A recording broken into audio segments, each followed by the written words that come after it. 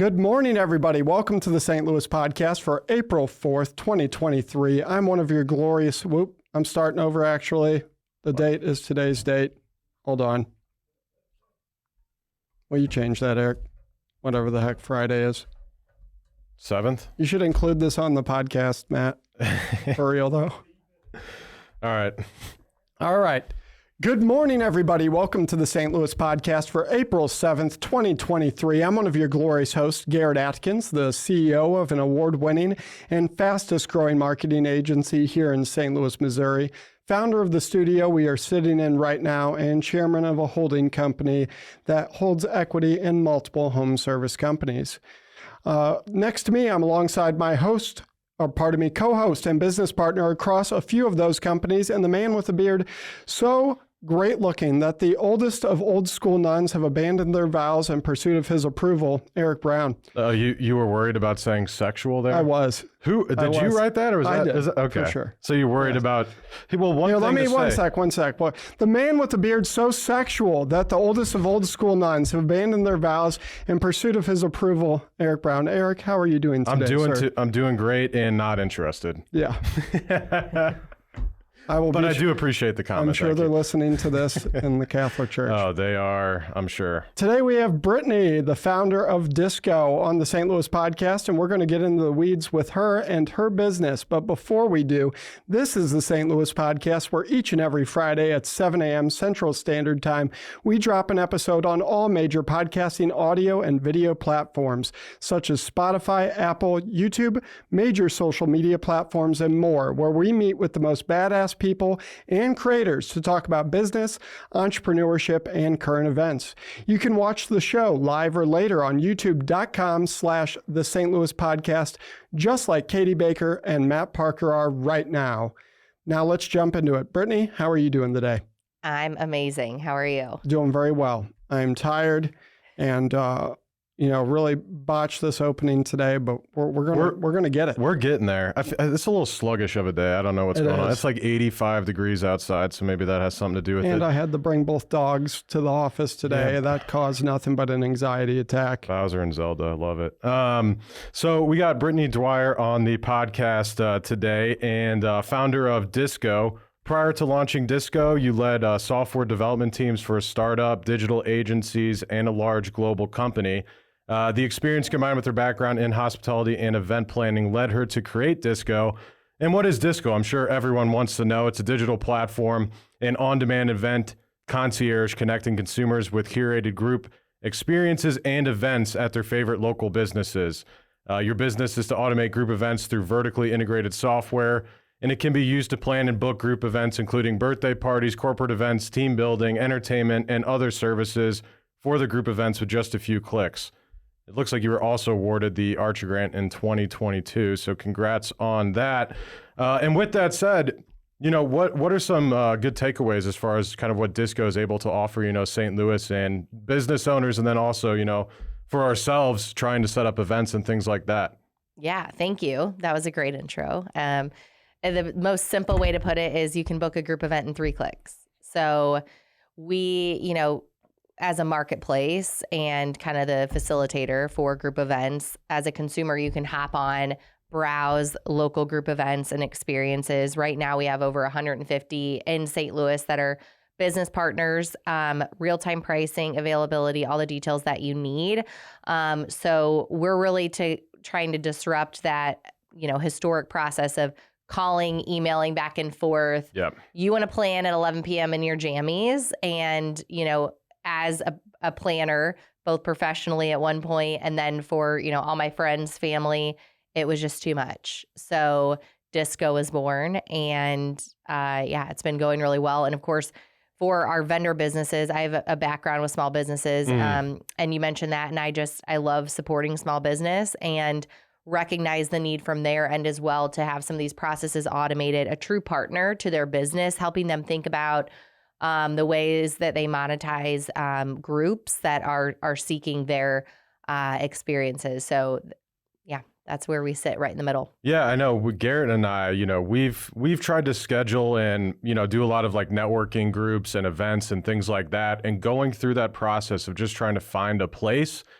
let alone organizing everything else. Just finding the spot, making sure that they're going to be organized is a pain in the ass. I mean, we were, what was it, 2021 or 2021, we were trying to start a new networking event in, where we were at, Clayton, and we had to call like 10 different restaurants. And 2019. It was before COVID.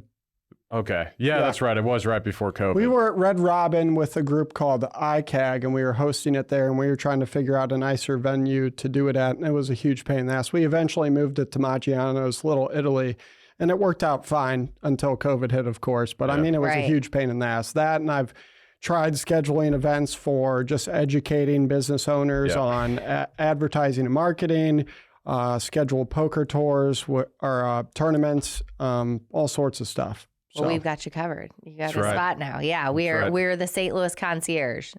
Cool. That's how I like to. So when I go onto the website, for example, and like book, say, for example, I see the Chef Carl Hazel private chef experience, and I go through, I book that.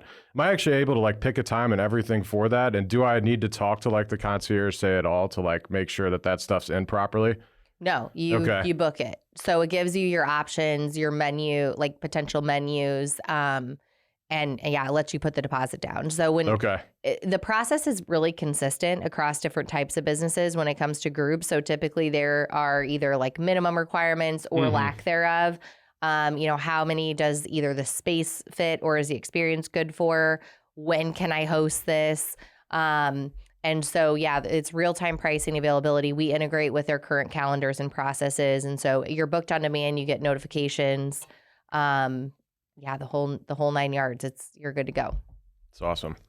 Well, tell us a little bit about your background. I know Eric kind of went over it when he went through the bio, but like what specifically about your background lent you to believing you'd A, be good at it, but also B, succeed at what you're doing currently regarding your event planning business?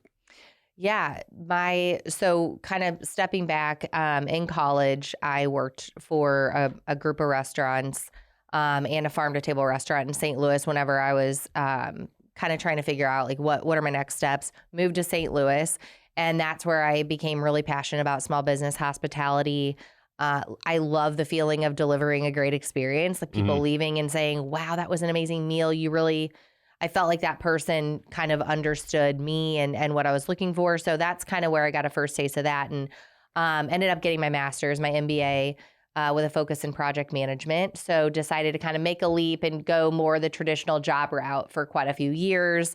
A larger company worldwide. I was there. I worked for a digital marketing agency, 2 of them in St. Louis, and then went to work for a development shop, a startup. And so we were building software for different companies. So that's where I was really ingrained at the agencies in there and leading these software development teams. So everything from kind of the research on industry trends to creating wireframes, customer experience. And then my most recent experience was at Bayer, and that's where I ran their global digital commerce.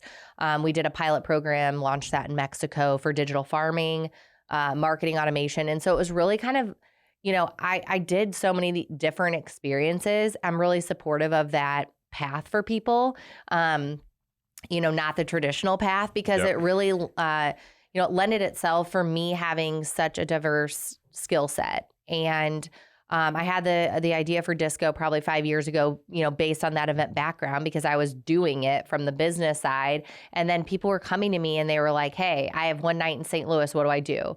I need to plan a birthday party. What do I do? So I was like almost a personal concierge to my friends and family.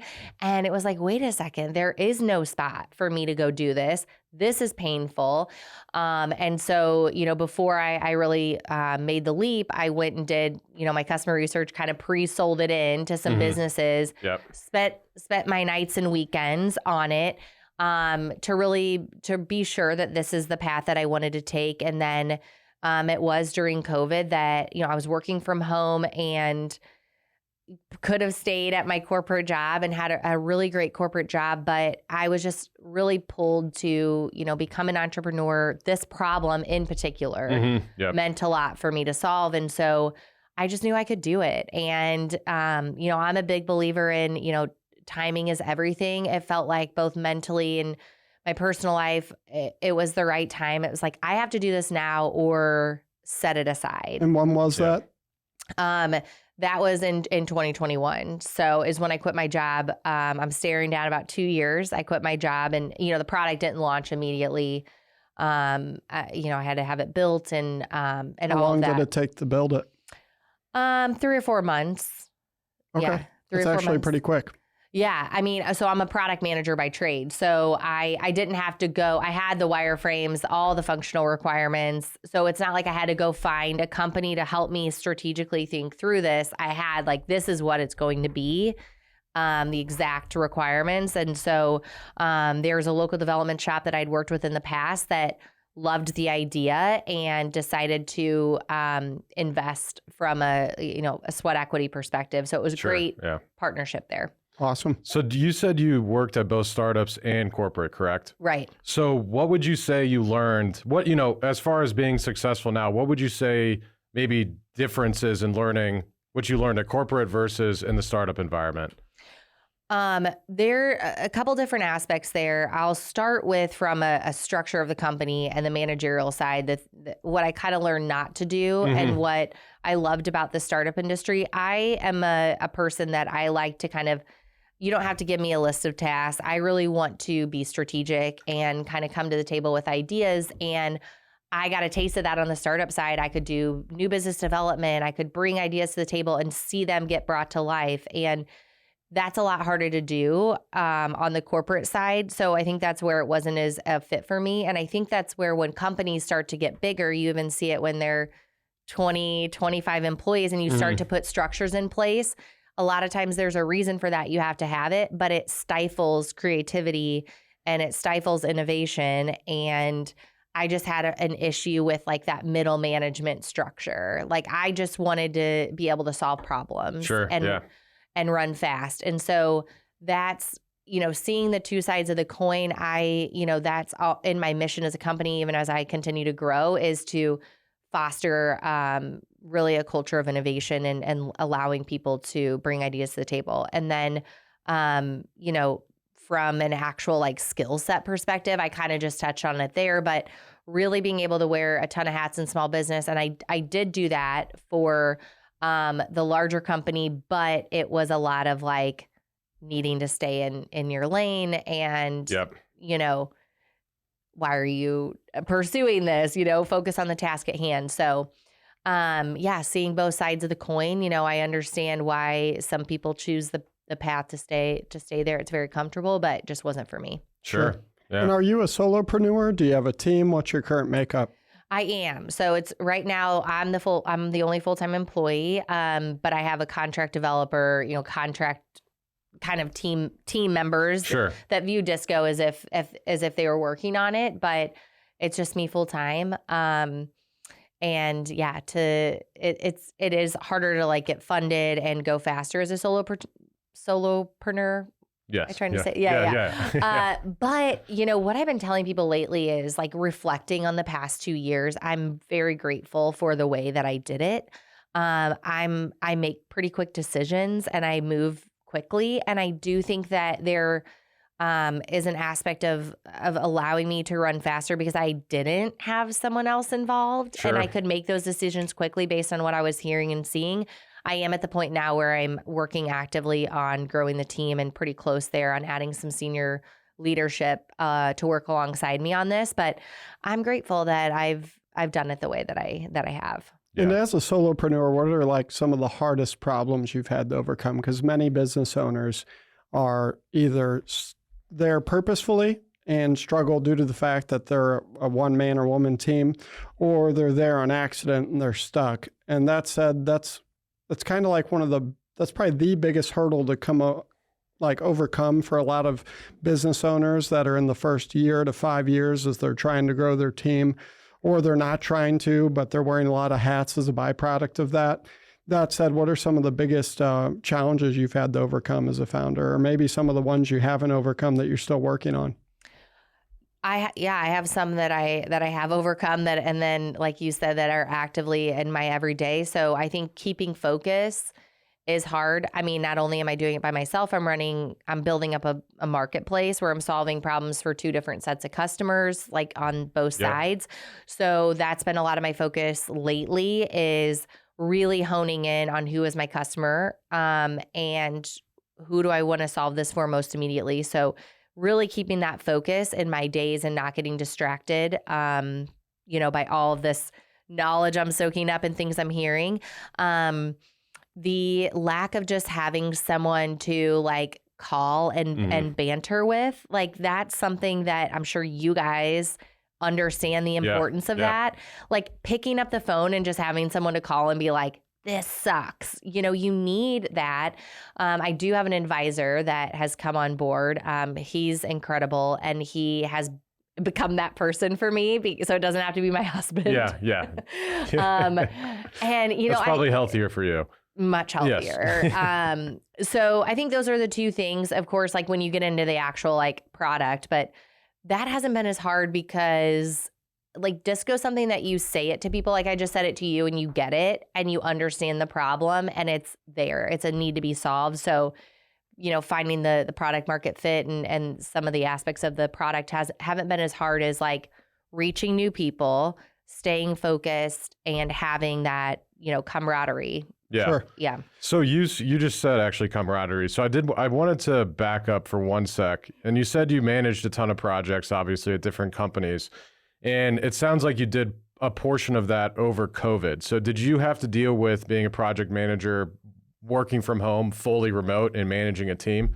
Yes. How did that work? What's your take on that compared to having those people in an office, even say 3-4 days a week?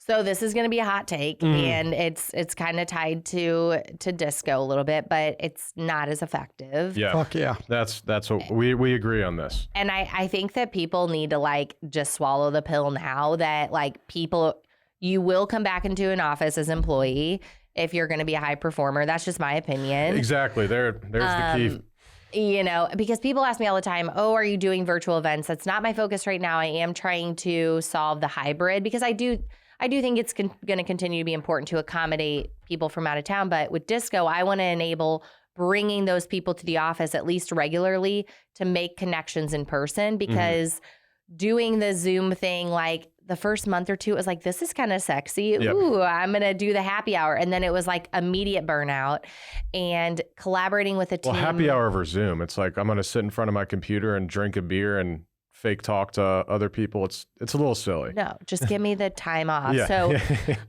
I'm a huge whiteboarder. Like I am a very like visual person, and I need to write. I take notes, like write them. And I would like have my best sessions and like solve problems in a matter of an hour when you give me a whiteboard and I can like draw out a process and have, and vice versa, see someone else doing that for me visually. So working remotely does not accommodate all types of working styles, and it actually causes people to become disengaged. So that's something that I'm preaching and is a core of the business. Like meaningful connections are made in person. Like you can't replace that with AI. You can't replace that with a Zoom tool.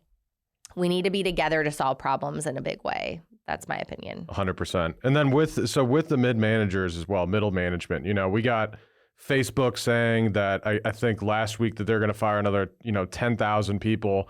But a lot of these, not only technology companies, but a lot of these corporations that have just really too big of a workforce. And there's a ton of people not doing anything. I guess kind of where does that play in with, the workforce itself?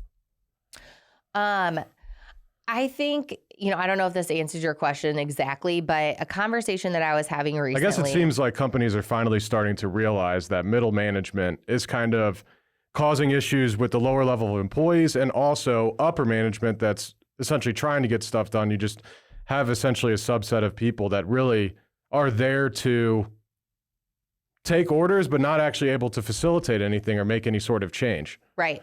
So you have to have the doers or you don't have a company. Yeah. And so like the natural hierarchy is like go at a company and be a really good doer, and then you're like shepherded into this management role.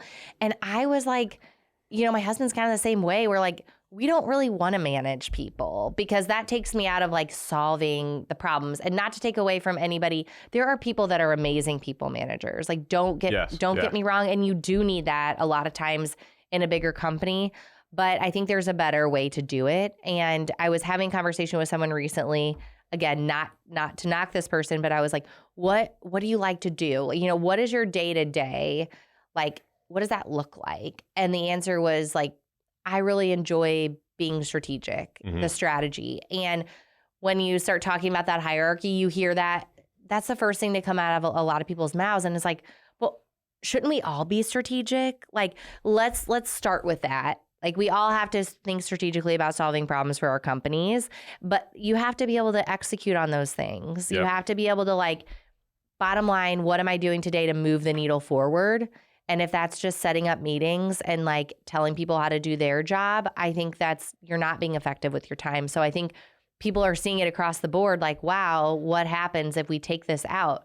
We're going to enable people to, you know, think strategically, but then also put those things into practice. Yeah. Yeah. And, you know, the other thing with like, you know, middle managers and things like that, and kind of seeing a lot of those positions, just really management that probably wasn't doing anything to begin with, you know, sitting at home or whatever they were doing, you know, say 10 hours of work. But I think, you know, I'm almost glad, you know, hot take, that Elon Musk really kind of bought Twitter and fired all of those people, because he kind of started the spree in the technology space of realizing that we just have such a massive workforce. And, you know, with Twitter, for example, you know, you use Twitter all the time. You know, they hadn't been making any sort of changes with that platform in years. Their workforce was like, you know, whatever it was. It's like, I don't understand how you have this many people and there's no sort of actual change going on in the company. What is everyone doing? Well, to piggyback on something you were saying about Facebook laying off 10,000 people, I mean, Facebook's a good example too, but like Twitter, he went in, laid a bunch of people off. The main reason was probably due to the fact that after he laid those people off, Twitter still works. And in fact, they've been rolling out more new features. Whether people like them or not is a completely separate story. But they've been rolling out more new features since it's been bought than they have the previously, like since it's basically been founded and created, other than general UI changes. And the fact that they are doing more feature rollouts and that the platform's still up and running and usable, you know, everyone has their own subjective take on whether it's better, worse, or what have you. I don't think it's that much different personally, and I do use it every day. That after he laid them all off, everything is fine. And same at Facebook. They've been wiping out tens of thousands of people for over a year and some change now.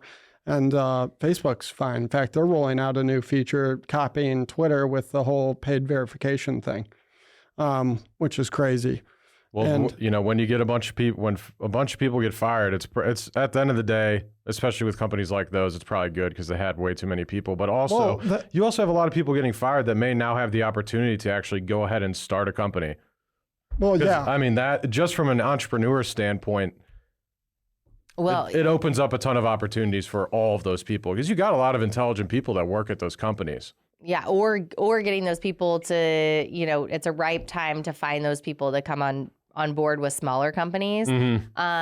But I think it's a good point of reflection in general. You know, we're rolling out new product features every probably 2 weeks at least, like high impact things. And it really does make you think about where you can take a company if you just heads down doing the work, listening to the person listening to your customers is the person implementing change. And, you know, I hope that there's probably a lot of people let go that were actively doing really well at their job. So I don't want to take away from that. And that sucks. That's a terrible situation. But I hope it causes people to rethink, you know, what they're doing with their days. So if you're able to automate a part of your day, like, are you using the rest of that day to maybe learn something new, learn a new skill where you can then take a new idea to the table? So I'm like in the weeds, like working harder than I've ever worked in my life, but I'm still finding time to read books because I want to absorb that, and that's really important. And again, not to say that I'm like doing my job perfect as a founder, but, you know, forcing these people that are working at these companies to take that entrepreneur mindset and really get back to the roots of what these technology companies were when they started. Yep. So I love seeing it, not people get fired, but seeing going back to the days of like run fast, break things. Well, that is and why learn. America is number one. I mean, entrepreneurship at the end of the day, I think, is Well, yeah. the main thing we have beat every other country 100%. So, Well, yeah, and one, you didn't say it, but obviously you did say it, you didn't, that obviously a bunch of people getting canned is a terrible thing. That Sure. said, everyone I'm not happy that all most these of the people people, lost their jobs, but yeah, and I'm on Twitter and all the other platforms. I see, Twitter, Reddit, Facebook, you name it, people are up in arms about all those people getting canned. They don't say anything about the people getting canned at Facebook, which is so many more people. It's disgustingly more people than what happened at Twitter. Or Disney, but also or anywhere else, yeah. It's also a business situation where those people were laid off because the company was losing millions of dollars every single month. And for most companies, the number one way to cut overhead is to cut employee count. And I mean, it probably should have happened sooner. And the people who are running the company just didn't want to have to deal with the flack that Elon Musk is now dealing with. But I mean, there's so much bloat at these huge tech companies. It's disgusting, and I think it's kind of cool. I think she said all corporations, right? Yeah, I mean, Tech companies specifically, because that's just what I'm more so interested in, I guess I should say. a good example is the larger company that I was at. There was an acquisition whenever I was there of two giant companies. And I'm pretty sure in the time that I was there, I think I remember at least 3 times of like an org change, trying to bring these companies together. It blew my mind. There was and the things that should have been solved immediately, like what is our go-to-market strategy of these brands? Like how are we talking about our brands combined? Like that wasn't even the main thing on the table. The main table was like, what are we going to call this part of the organization and who has the power and who reports to who? And I was like, this is just not for me. I got to go because it was so inefficient. So there was like 2 years that I saw spent reorganizing. I mean, it was just not healthy for the people in the day-to-day that were really trying to make change and roll out new products. Because we didn't even know if those products were going to actually like make it out the door or be supported by this new whoever's in charge tomorrow. Do you use Twitter? I do. How often? I'm trying to use it more often. I have been more of an observer on Twitter. You're a lurker. Lurker, yeah. I'm a lurker. You don't tweet. Yes, I do not tweet. tweet. You read tweets. I read tweets. Gotcha. What do you think about the mix-up? Put it out there. I mean, I think it's good. I think to your fact, I mean, from like a startup entrepreneur side, like what's happening with like, let's see what happens when we roll out things and like giving the voice back to the customer. That's just most important to me. Well, if it was up to the customer, Elon would step down and I think only a few people would have blue badges. And I think that's about it. Then everything else would stay the same. They're in a weird situation where the customer is a lot of people that strongly dislike the head of the company right now. And it's very hard. Do you actually think that's the case, though? Do you think the majority? On Twitter? Probably. Well, no. The majority of users with influence, 100%. Sure. They dislike him. And that is why Twitter is an important platform. But a lot of those people are probably fake, right? They don't actually believe that. No. The one speaking out, it doesn't. The bottom line agenda behind it, I should say. Yeah. I sense that it's like very calculated, like what he's doing, like from a not caring what people think and pissing people off perspective. Like anybody that is just like watching what's happening, I mean, it is very intentional because he said his entire purpose was to protect free speech. So whatever you think about that, he made that his purpose, and I feel like he's trying to live that out every day by the things that he says and posts. And maybe even some of it he doesn't even think, but he's just trying to say like, this is going to be that platform. And so we need that platform. So 100%. Yeah. I mean, we own a digital marketing firm. So like if you pay close attention and you deal with social media and search engine platforms long enough, you realize just how censored these platforms are. And Twitter, I I mean, he is making strides towards that. And I don't believe take anyone at face value, but it does seem, like you said, due to his actions, that they are intentional moving in that direction. There's a couple things that irk me, and I understand why he's doing them. I mean, Twitter files should have been an enough reason for him to buy it alone. Oh my God. The fact that that's... No one talks about that still. No one cares. Yeah. Well, Did you see anything about that? I did. Essentially, these whatever you want to call it, CIA, FBI, etc., were in talks. Well, they had open lines of communication with Twitter saying, "Hey, take this down." They were censoring the platform based on government request and doing so at a rate that was doing so with topics that weren't pertaining strictly to national security, but were rather meddling in politics and a bunch of other topics that they frankly had no business meddling in it. And Twitter basically abided by, seemingly according to the Twitter files, which was all very straightforward, black and white proof, and could not be. Matt Taibbi's a badass. If no one knows who that is, look him up.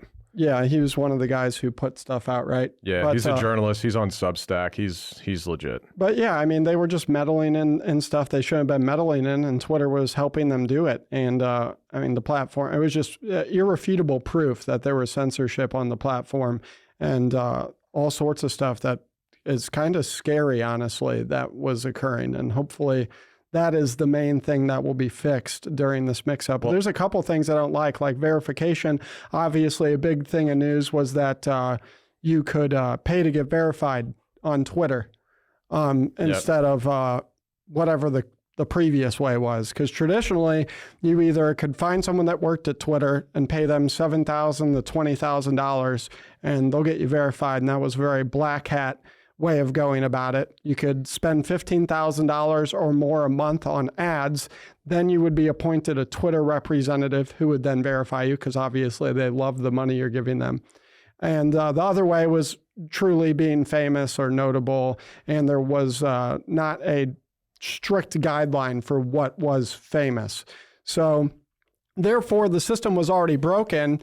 So what Elon Musk did was allow people to pay anywhere from $7 a month if you sign up on desktop to $12 a month if you sign up on iOS, at least in the United States. I'm not sure if that's consistent in other countries, but you can get verified with the blue check mark. You can tweet tweets now that are up to 2,000 characters. You can edit your tweets and a bunch of other perks that come with it, and it's called Twitter Blue. But you don't need an ID to verify. So what that does is a bunch of users, let's say you're Adele, someone can go make an Adele profile on Twitter, probably if they try hard enough, get it verified, and now you have 2 verified Adeles, and that's where the problems start. And that's because he's not requiring an ID, which obviously poses a huge problem. But the reason he's not requiring an ID is because he needs revenue really bad, because he lost, they're saying, I don't know if it's true, up to 90% of ad revenue was pulled from Twitter whenever he took over the platform, because there's an agenda of I feel like that's like a there. Kanye West thing where, Adidas apparently dropped him. I don't know the update, but apparently he's not actually dropped from Adidas. I didn't read on that yet. Yeah, I don't think there's no way it's 90%. But anyways, if it's not 90, let's say it's half. Let's say it's 45. That's still a lot. I'm sure you know what I mean? Half, yeah. So that said, he needs revenue, so he's not requiring ID, because obviously a lot of users would not sign up for verification. And even though he's not requiring ID, I want to say only 400 to 500,000 people have paid for it, which may sound like a lot, but it's not that much when you have an overhead that you have. Not to mention whatever, terrible numbers they were doing with prior to the acquisition in the first place. Yeah. So, but yeah. I mean, my takeaway from that is like a consumer of information. I think what I hope is the positive thing that comes out of all of this is the citizen journalist piece of it. Mm-hmm. That's Matt Taibbi that broke the Twitter files. Yep. Yeah, I love that piece of it, and encouraging discourse, encouraging conversations. Again, coming from the person that likes to have in-person gatherings and get connected with people, I think we kind of see it in our everyday lives now that there's just like sensitivity, which to some degree in some topics there should be, but allowing people to have differing opinions. And I think that Not just allowing them, but also accepting them. Yeah. Yeah.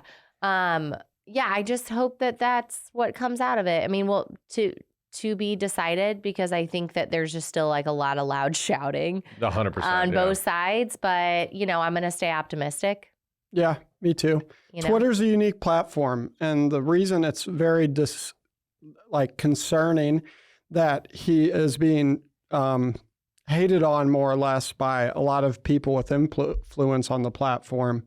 Because Twitter, one, the employee base was leaned mostly liberal, like significantly, which nothing wrong with that. But if you're an outspoken, at least you have outspoken conservative values, he's probably not strictly Republican or Democrat because I think he's historically voted Democrat, actually. Yeah, but he's been speaking a little bit more on the conservative side as of late, which is fine, whatever. The two-party system's broken, in my opinion, and I doubt he believes in it the same way I don't. That said, let's say he's leaning slightly conservative in his tweets, which he has a few times over the last few years, where historically he didn't really tweet about politics. And a lot of people who were investors in Tesla were upset because I don't talk about politics that much for that very reason, but like he upset the employees and the ones he did and did not can, both sides. And then also lots of the people who are in Hollywood, music, entertainment in general that are influencers on the platform that have been historically legacy verified. Lots of them also lean Democrat. You get those people one-on-one behind a closed door. They are not Democrat. All those, everyone in Hollywood. I mean, you hear it on podcasts all the time that those people are they're just mouthpieces, that they don't actually believe anything they say. Well, I'm sure that is which makes a lot of sense. I mean, why? Yeah. But that said, it's concerning because that platform is the one true platform where you actually have a one-to-one line with these people. Like Facebook, if you go to, let's say Kanye West's Facebook page, and you leave a comment on a picture he uploads, there's a 0% chance he sees it or responds. Now, you can go on Twitter, and almost every single post that Elon puts up on Twitter, for example, he responds to a few people, and he probably sees not most of them by any means, because there's thousands, but he's actually looking at some of these tweets. And you can actually see dialogues between two people who are very well known. And it's a direct line of access to people where on other platforms you don't have that. And that's one of the things that made Twitter special. And now these people are upset. And if these people withdraw from the platform, because just like you're a lurker on Twitter, most people are lurkers. Most people are consuming content, not creating content. Most of the people who create content withdraw from a platform. Then you have all these people who are lurking with no content to consume. Then you have a platform that slowly dies. And so that's something that's the only worry I have, is that if he does upset the wrong base enough, that we won't have enough content creators on the platform to feed the people consuming content. And that's where you have a problem. That's how a lot of platforms died. Like Mixer, one of Twitch's competitors, they died because they didn't have enough solid creators. So there wasn't enough content to consume. Ninja wasn't enough? I mean, obviously not. I forgot how much they gave him in a ridiculous amount of money. Over $500 million, I'm pretty sure, when it was all said and done. I think Ninja just proves that even if you're entertaining while streaming video games, you're not a great entertainer outside of that. You remember him on New Year's? When he went viral on New Year's, him dancing, it's cringe. Anyways. Well, he was really loud and also really good at Fortnite. So yes. It worked for him. All right, back to one thing, because this is actually a question I have that could be applicable to the audience. Let's say I'm an entrepreneur. I'm trying to set up an event and teach them about digital marketing, SEO, personal branding, building a website, how it can benefit their business. What are some of the core principles or values that are important when planning an event for that kind of teaching or learning environment? What are some of the core values you have when helping plan an event or executing on an event? Right. So we do have quite a few of those events get planned through Disco, and I've helped facilitate a lot of them. And I just had a really successful community event of getting founders together. And I think the feedback I heard the most was that people actually appreciated that there was no agenda. And I think if you like somehow mix that, like people don't want to just be talked to. So I think from, you can still position it as an educational opportunity and give people a way to consume that while there, but also at least a certain part of it should be left to kind of open networking. And, I think that tailored introductions are really cool at those things. So something that like Erin Joy does really well, like if you go to her events, she pairs you with people there that, she leads, she has the Black Book, right? Or Black Dress Circle. Yeah, that's right. If I got that wrong, but she's just like a really master networker, and she, and business coach, etc. But when she hosts these events, I've loved going to them because she'll like give you a card and say, here's people that you should meet. And so I think it's a good way to make sure that you're introducing people to like, hey, who can be the good connections? It's not a bad idea, actually. Yeah, I think crowdsourcing and getting opinions up front about both what the experience is and what people are learning about is important. What do you mean when you say crowdsourcing? So say you're going to host an event on a specific topic. You could kind of send out, like you could maybe kind of float an initial RSVP, but when you're firming up what you're actually going to cover there, asking the guests, like where would you be most highly engaged? Like what do you want to leave with? And then on the flip side, like maybe it's even capturing on before people even leave the event, like how did this make you feel? What are things that you gained from it versus stepping outside like a typical 5-star rating? Because as a host, I think that helps you get better for your next event is like, okay, people were engaged after people were inspired or motivated to go learn more about this when they left. So I think it's understanding the outcome that you want to get from the event. Do you just want to connect people and build your audience? Do you want people to truly learn a new skill? Do you want to build on a series of things? So it's writing down what you want people to get out of it. And then I think that really helps, that's such a general statement, but it really does help guide how the event itself should go. What platforms do you think are good to basically market an event from? For example, there's Facebook events, there's Eventbrite, there's Meetup. What are some good platforms to use? Obviously, Disco. Right. So I'll just take a moment to kind of talk about our roadmap for that. I'm going to listen, but I'm actually going to be right back. I have to take off the sweatshirt so you guys continue. Yeah, go ahead.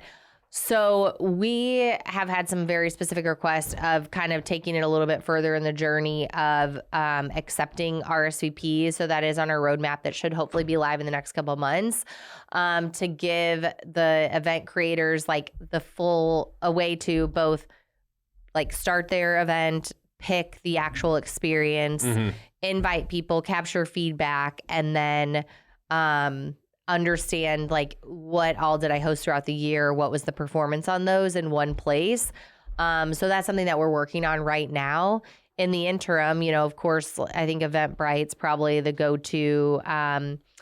I think Facebook events is waning a little bit. Like Facebook's too crowded. They try to do too much. It's so crowded. That's the biggest thing with Facebook. I always have an issue with just like events, being interested in it's a lot. It seems very crowded on Facebook. It's better on mobile, but I wish that they need to figure out a way to display stuff differently because it's impossible. The one that I use right now is Luna. Okay. LU.NA. That's really great for, sending out the event RCPs. And then, of course, actually marketing it, social media, inviting influential people that have a following or asking them to share it, like especially the influencers that post their like weekly roundups of things coming up. They can have, an impact on your attendance. But yeah, I mean, I think if you're testing appetite, I think it's good to test appetite before you try to charge people for something. So what's cool about planning an event through Disco is a lot of these experiences, it doesn't have to be like super luxury, like a sit down dinner. Just the Vandy is a good example. All you just have to do is have a bar minimum and with the right amount of and then have it to yourselves. And you can easily through Disco book, snacks and spreads for my social event. So just start there. Like do people even give a shit what I'm saying? Like, start there and then build your audience, and then, you know, and then be like, okay, we're going to pay for content and that sort of thing. So understanding what people want, Sure. I think. You're trying to host an event. So here's the situation. You're trying to host an event. You want to have 150 people show up.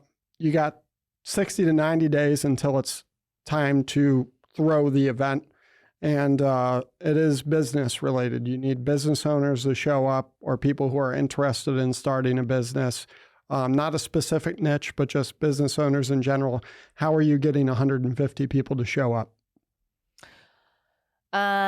Well, I mean, I think there's all sorts of good lead generation tools. Like, if you're thinking about a business focused one, I mean, my natural instinct is to go to LinkedIn and post there, and then get like comment to people that would share it, like to boost engagement. I've had a lot of good luck with that. Targeting specific, there's ways for you to send out invitations to specific groups of people on LinkedIn with certain titles within a certain area. Yep. That's been effective for me in terms of corporate acquisition. And then through that, I'll just use my use case as an example. I connected with certain people, and then their network saw that they commented or connected. And then now I have more organic outreach of like, hey, I saw your business. I think this could be really helpful for me. So I think finding a way to not be salesy, which an event is a great way to do that. Yep. And yeah, just give people free content and let them know that you're kind of an expert in the space. I think if you're, you know, I do still struggle with this. Like, I don't think I'm a master at it. Like, it's something that I want to be better at, is how do I get across our subject matter without being salesy? And it's like tough for me because I know what I have is valuable to people. Like, I'm not even really selling you something. I'm giving you the opportunity to make your life easier. And so it's like, I just want to tell you that and you get it, right? But that's not really the way it works. Sometimes we have to, like, you know, just give it a little bit more upfront finessing before people like really get bought in. So yeah, that's been kind of a hard thing to solve. Marketing is the hardest piece of it. Yes, it is. Lead generation, even for events, seems to be very a pain oversaturated. point. Yeah. Yes, it is. More and more as time goes on, because everyone with a laptop or smartphone is now an expert at whatever the hell they do. And here's the thing that I love about what I'm doing every day, and where I think I am doing it differently. Again, I'm just running it by myself, but like, I'm close to being a profitable business. We have booking coming through. The reviews are 5 stars. And I believe that there's such a value to just going out and doing it. Like, I'm in the weeds with these businesses and these customers. I'm not just like cashing it in behind a desk trying to use an automated tool, because that doesn't work anymore. And it's about relationship building. And I think I do a really good job of that, is like understanding what people are looking for. Like, I'm not trying to do this without being in it myself. And I think that that's made me, I guess, successful, for lack of better words. Sure, yeah. I want people to know they have a consistent experience with me, period. And I think that that person is going to tell their friend, and, you know, those 5 like high value customers mean a lot more to me right now, that are going to plan frequently and tell people their great experience, than throwing something into the wind with people that, you know, might just book once or come to the site and see it and then don't have a use case. So I think that's,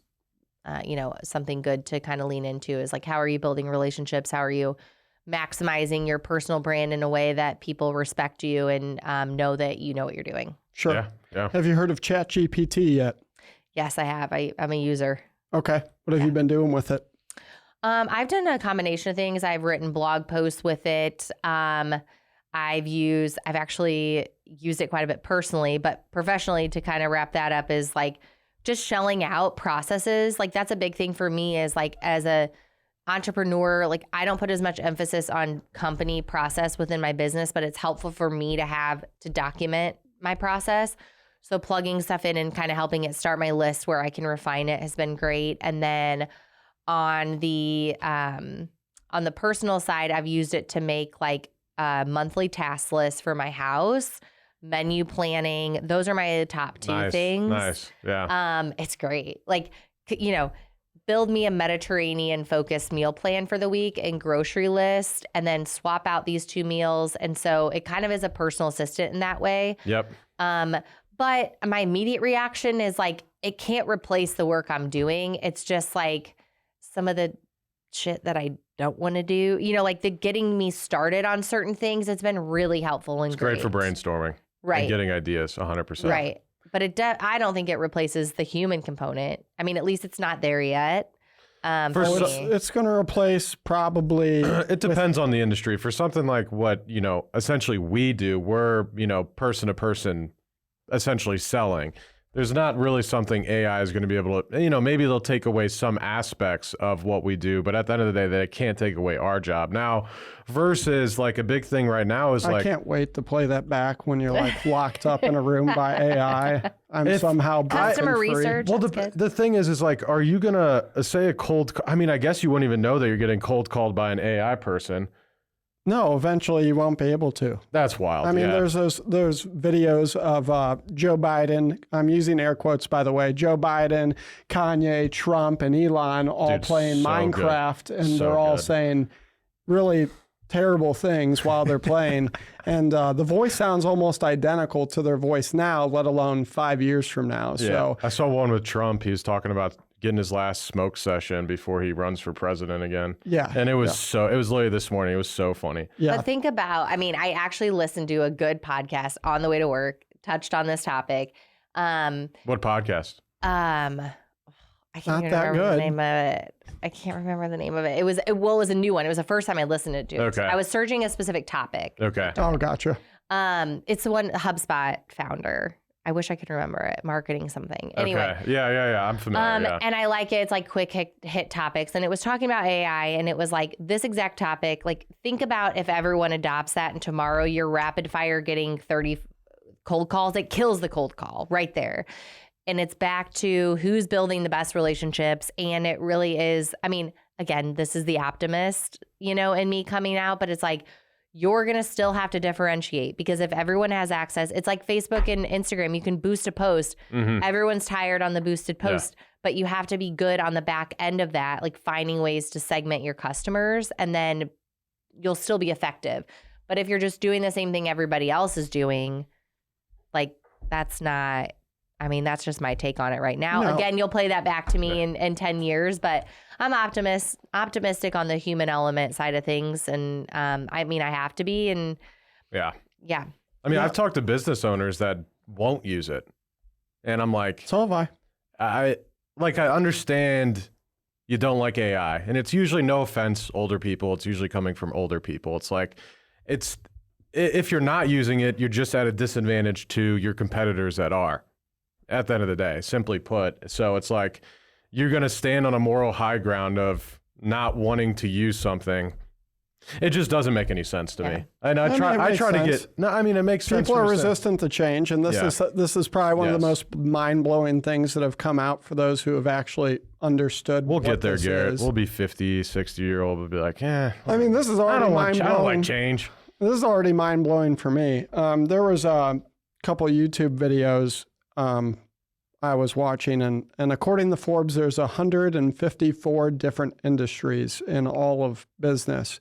And across that 154 industries, ChatGPT will affect 98% of them. And then across the 98% that it affects, over the next 5 to 10 years, it can automate most of 50% or more of the jobs across those industries, which means at some point, I think this is a pretty easy thing to see. There's going to be a record high rate of unemployment for pretty much everything that isn't directly a labor-related job, because robots aren't advancing nearly as fast as artificial intelligence is. So we're not going to have a robot plumber come out anytime soon. Not anytime soon, no. They're doing backflips over at Boston Dynamics, but that's not plumbing. So. Well, that always, it's like if we have ChatGPT 4, what is like the government have? For example, so ChatGPT, they're definitely working with like 5. I don't know. You know what I mean? It's like the have you ever government been to like the Social Security office? You're like, They're not exactly on the cutting right. edge. The government doesn't. Not them, like government- DARPA, people that research like advanced technology. The government I'm sure they have like contracts that stuff ChatGPT out. 6. Oh, for sure. Yeah, But they're on like 6 or 7.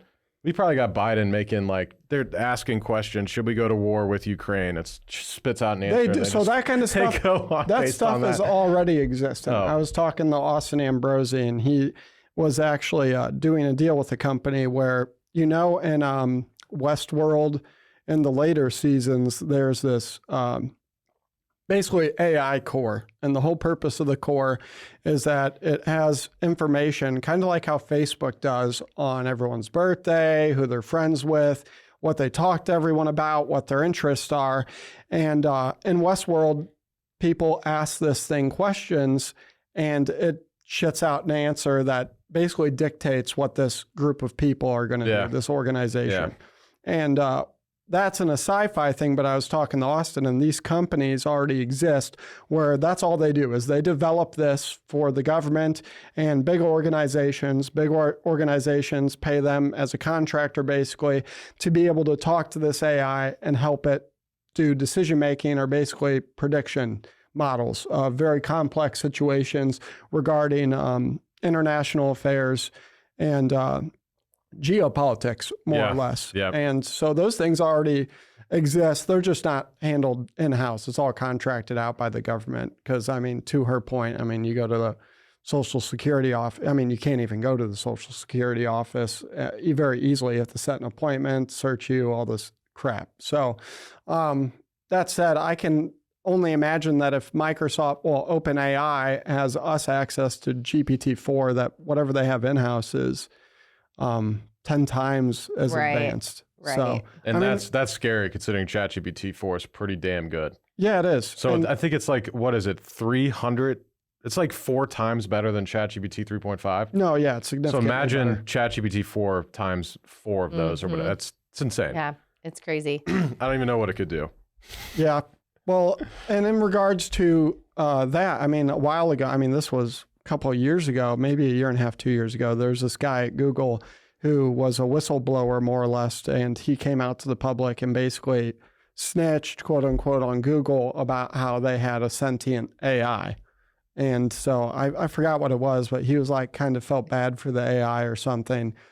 Oh, So- I saw that. Yeah. That was kind of weird. Yeah, that's- well, that- that's Google weird. hires smart people, we can assume. So this really smart person thought, it was good enough internally at Google. The AI was good enough to fool this guy into thinking it was sentient. So even if it wasn't, it was far enough along to where he thought it was.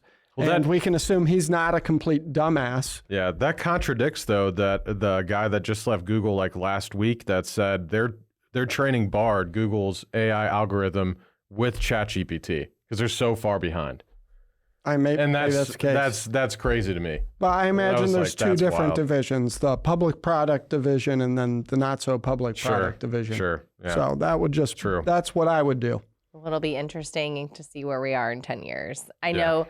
know from a startup and tech scene, like the laughing joke right now is like throw AI behind your URL, or like everyone's throwing in their decks because they're like, if you want to get funding, or because it's inevitable, it's going to be weaved into everything we do. But It was Yeah. a big gimmick, like up until ChatGPT. The past 2 years, everyone's like AI driven. AI, yeah. Yeah. It's like, what do you even Now have it's that's AI? here. It's like none of them could even answer that question. 99% of the companies. I think I know where we'll be in little pods with like cables attached to us. We'll be living in a virtual world. We'll It's be the using Matrix. basically batteries. Yeah, that's the Matrix right there. Thank you for that. But I had I no think idea. I think we're already seeing though a pushback. Oh, I don't know. I think we're seeing like events are coming back, like full blown. Companies are putting in budgets around company culture and in person, because at the end of the day we're still humans, and humans creating this, and we need interaction, and we need like the personality that drives the business. I think is going to make a huge difference. Yeah. So I'm going to say optimistic, because if you start to think about it too hard, it does make you, feel like what are we getting ourselves into? It's a little scary. Well, yeah, there's nothing we can do about it, really, unless Yeah, you plan on starting a competitor to OpenAI and trying to dictate the direction of the artificial intelligence industry. There's really nothing to do Right. besides speculate and then use that information to your advantage as best you can. So, Yeah. but all right. So, Brittany, before we wrap up today's episode, what social media profiles, business of yours, et cetera, would you like to plug for the audience to go out and follow to learn more about you? Please visit the website, timetodisco.com, discosdl.com, whatever. Our Instagram is discosdl.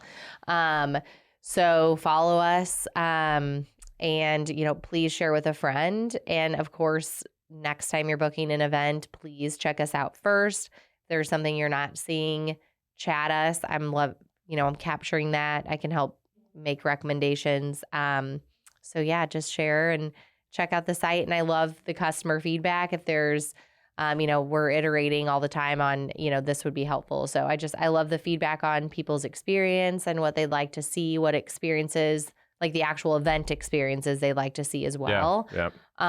So yeah, I hope people check it out and support us. And yeah, that'd be great. You hear that, audience? If you go to Facebook groups first, if you're playing an event, and you have two people show up, your mom and your wife, it's your fucking fault because you didn't go to disco first. That's So right. fucking figure it out. So anyways, Brittany, go ahead. No, I was just going to say, I appreciate you guys having me on in the conversation and, you supporting local entrepreneurs. We're hopefully look back on this in 5 years and you guys are like, yeah, we had Brittany. Yeah, hopefully now we don't eat a she's lot of our words, right? in 50 cities. And so Cool. Well, Brittany, Eric, that's all the time we have for today. However, the St. Louis podcast will be back again next week at 7 a.m. Central Standard Time. Please subscribe, like, comment, review, Leave rate. a 5-star review or subscribe Wherever on you YouTube. listen, please help us out. I mean, just put a comment. I hate Eric. I don't care. That's better than nothing. That will help. That is Yes. better than nothing. And it'll make me smile. So we'll be back again next week at 7 a.m. Central Standard Time on Friday with a new episode, new guest, and unfortunately more of your host, Eric Brown, and myself, Garrett Atkins.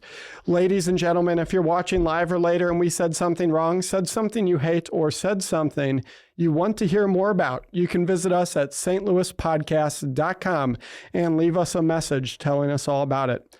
Finally, this episode was recorded at none other than Half Coast Studios in St. Louis, Missouri. If you're looking to start a podcast or take your current podcast to the next level, whether you're local to St. Louis or all the way in China, check out halfcoaststudios.com. It's been a pleasure speaking with you today, Brittany, and a pleasure hosting this podcast for the people of St. Louis. We'll see you again next week, Friday at 7 a.m. Central Standard Time. Thanks. Thank you. thank you.